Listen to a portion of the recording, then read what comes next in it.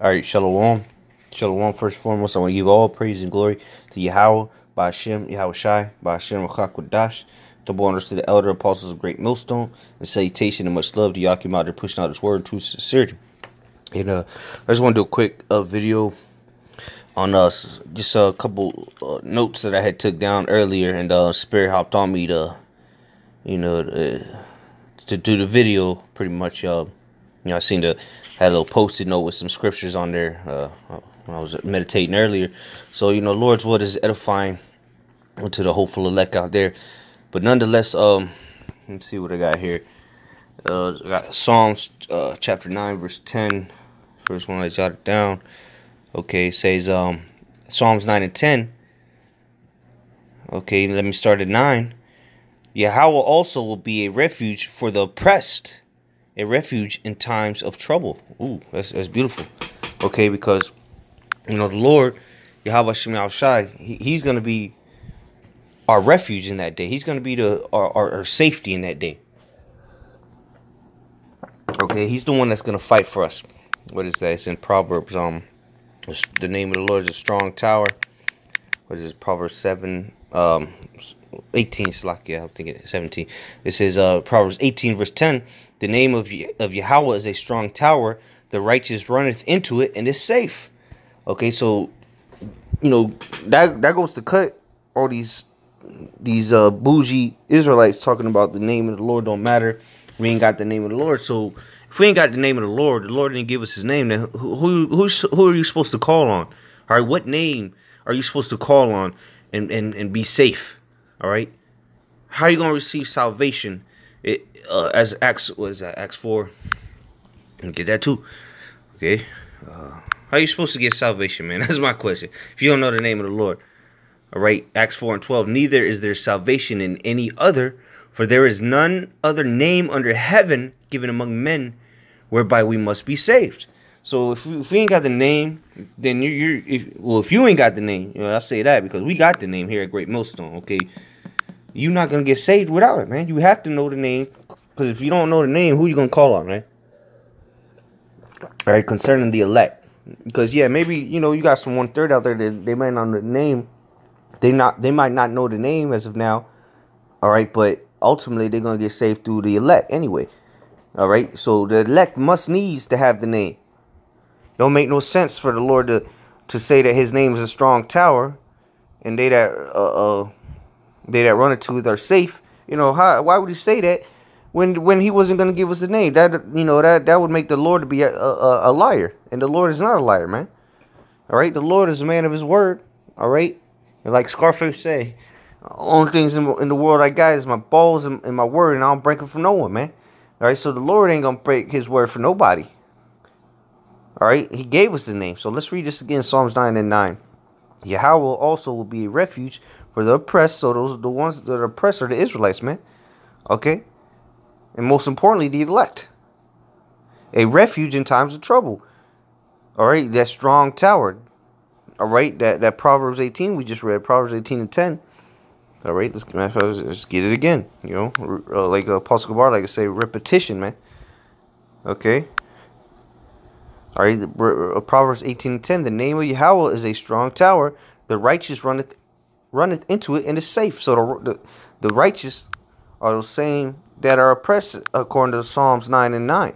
All right, the righteous and the oppressed are the Israelites, man. The righteous oppressed. And what? They're going to call on the name of Yahweh by Shem Shai. Because what? He's our refuge in the time of trouble. He's that strong tower. And whoever runs into it is safe. All right, Psalms 9 and 10. And they that know thy name will put their trust in thee. For thou, Yahweh, has not forsaken them that seek thee.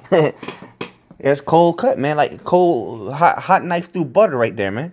If you don't know the name, how you going to put your trust in him? It says, and they that know thy name. So it's clear that whoever don't know his name, it's not putting their trust in Yahweh Bashim Shai, in the heavenly powers, man. That's plain and simple right there. And then the Lord said he has not forsaken them that seek you. That seek thee. All right, because what? The Lord did forsake Israel for a time because they had forsaken him. But he always had that chosen, man. That electos, okay? what is it? Bacharim or Bachar are elect. Bachayar. Yeah, Bachayar. All right, the elect, man. The Lord always had the elect. Even though he put them through hell, he still was preserving them. All right, he didn't forsake his elect. Just like he didn't forsake his only begotten son, even though he put him through all the hell he put him through. Had him crucified, humiliated, spit on, scourged, all kinds of things happened to Yahushua. But what? He wasn't forsaken. Even though Yahushua felt like it. He said, why have thou forsaken me? But what? He wasn't forsaken. Because what? It says, for thou, Yahweh, has not forsaken them that seek thee. You don't think Yahushua was seeking the ways of Yahweh? He told his mom and dad, he said, no, you're not, that I'm about my father's business. All right, so what? The elect, according to John, 17? Yeah, John 17, it talks about those that were given unto Yahushua. All right?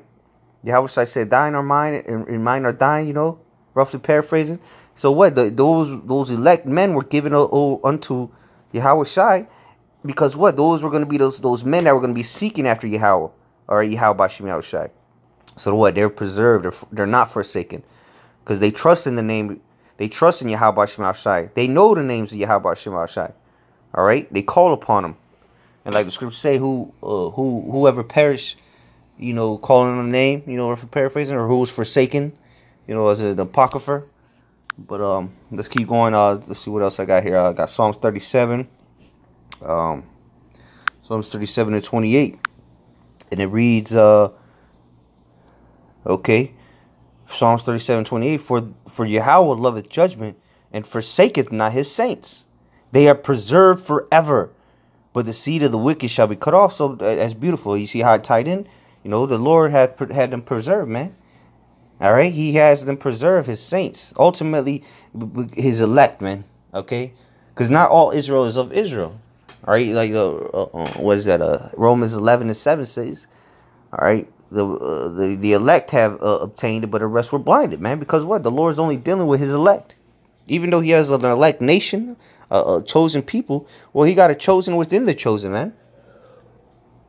The ones that he's preserved from generation after generation. He said they're preserved forever, man. So they were set up from the they were predestinated, chosen, all right, elected from before the foundations of the earth. And guess what? They're preserved forever, man. So from the beginning to the end, and there ain't gonna be no end to our kingdom. So that's why I say forever. All right, the elect is gonna be on a higher level than the rest of Israel, even though Israel's gonna be okay and living it up. But what? The elect is gonna be on another level, because what? They were the ones seeking after the Lord. All right, diligently seeking after Yahweh. Bashim Yahushua, okay? But it said, but the seed of the wicked shall be cut off, all right? First and foremost, Esau, Edom, the wicked, those self-proclaimed white men, he going to be cut off, okay? His seed is going to be cut off, all right? According to Obadiah 18, all right? None of the house of Esau shall remain, right? Okay, let's see what else we got. I don't want to make this too long, just straight to the point, Isaiah 62, let's see what I just wrote down. Isaiah 62, so I'm not sure what I was referring to. Okay, well, let's start at 4. Isaiah 62 and 4.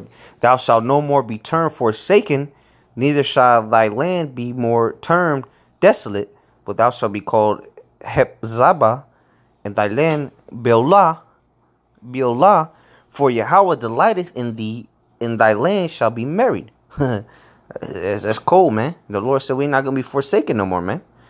All right? We're not going to be a forsaken people no more, because what? We're going to come back unto the Lord. We're not going to forsake him anymore, like our forefathers did. All right? Like the generations of old had done. All right? So we're going to come back into the Lord, and the Lord's going to make us, the Lord's going to delight in us. All right? Let's see what else was in here.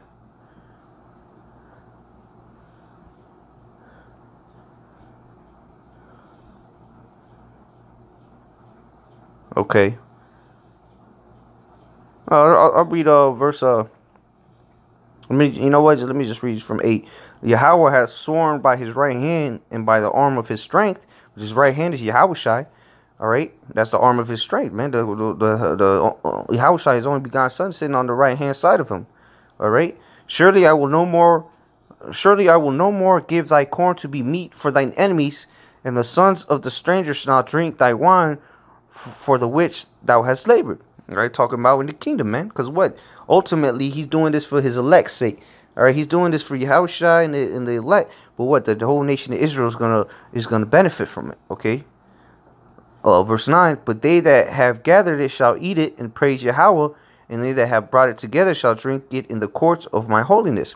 Go through the gates, prepare ye the way of the people, cast up the highway, gather out the stones, lift up a standard for the people.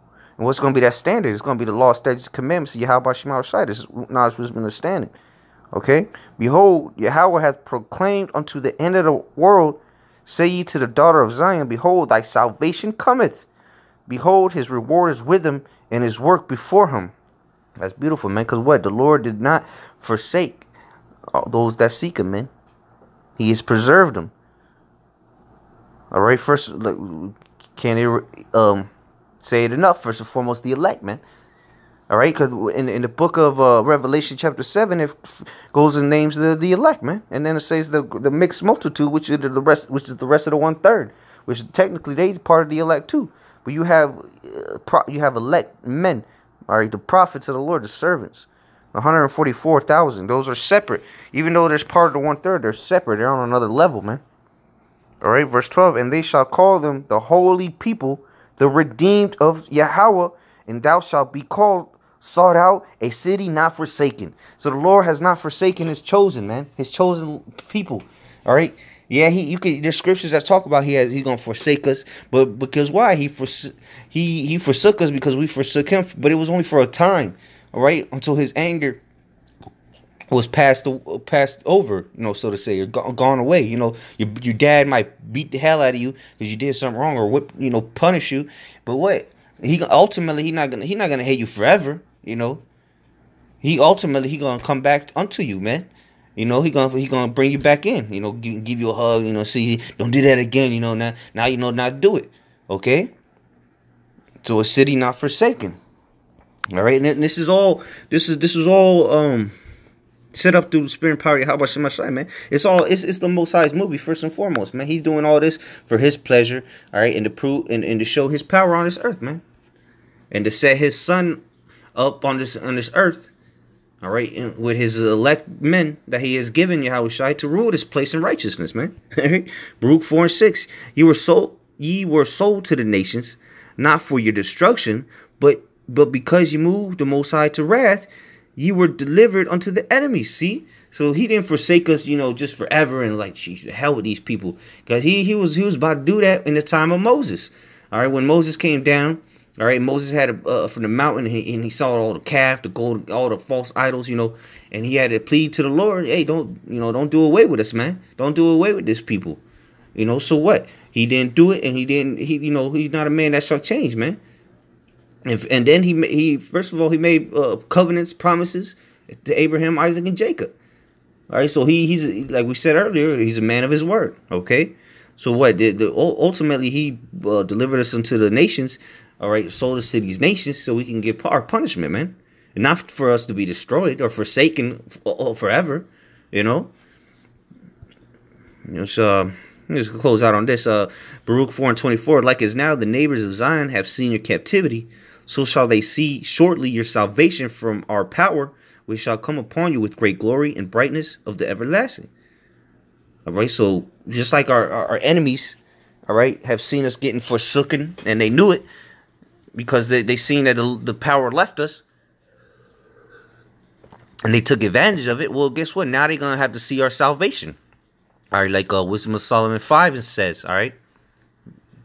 Right, so they shall stand boldly in the face of them that oppressed them, These people going to see our salvation, man. And it's all through the elect, all right? All through Yahweh Shema Shai unto the elect, all right, or rather said, all right? Verse 25, my children suffer patiently the wrath that is come upon you from the Most High, for thine enemy hath persecuted thee, but shortly thou shalt see his destruction, and shalt tread upon his neck. See? The Lord is not forsaking us, man. Let's go back to that Psalms 9. Real quick. Right, Psalms 9:10, and they that know thy name will put their trust in thee, for thou, Yahweh, has not forsaken them that seek thee. The Lord ain't forsaken his chosen, man. So he gonna hold true to his word, man. And he gonna bring us the deliverance, salvation. Right? He gonna let us tread upon our enemies' necks, the ones that persecuted, man, persecuted us. All right. And it begins with those that know his name and trust him. All right. Put their trust in him. They seeking after him. All right. Baruch 4:26. My delicate ones have gone rough ways and were taken away as a flock caught of the enemy. Be of good comfort, O my children, and cry unto the Most High, for ye shall be remembered of him that brought these things upon you. So see, the Lord did not forsake his chosen, man. He just did it for their punishment, and so that we would cry unto him. All right. And seek repentance. All right, seek salvation and seek him. All right.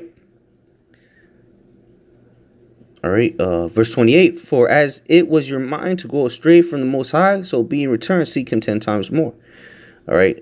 That's plain and simple. You don't need to break that down. Now that we've returned to Yahweh Shem Shai, we got to go even harder. We got to do the same. You got the effort you were putting into things in the world, carnal things. You're going all out for it. Well, you know what? You got to go 10 times harder now for the word of Yahweh Shem Shai. All right. Verse 29. For he that brought these plagues upon you shall bring you everlasting joy with your salvation. Boom. We're not forsaken. That's plain and simple right there, man. Well, he gonna bring us everlasting joy with our salvation. That's a combo package, man. That's the VIP package, man. You can't buy that with silver and gold. All right. That's something that was promised from the foundations of the earth to the chosen people.